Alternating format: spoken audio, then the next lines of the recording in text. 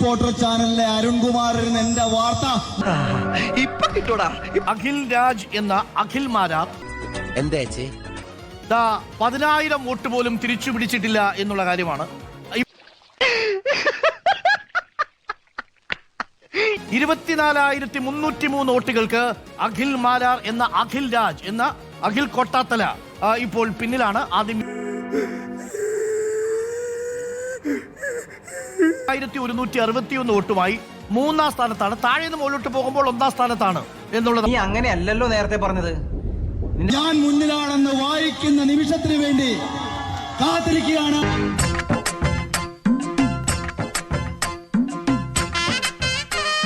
അഖിൽ മാരാർ കഷ്ടിച്ചു പിടിച്ചിരിക്കുന്നത് 9,161 വോട്ടുകളാണ്. കോയമ്പത്തൂർക്കുള്ള ബസ് പോയാലോ?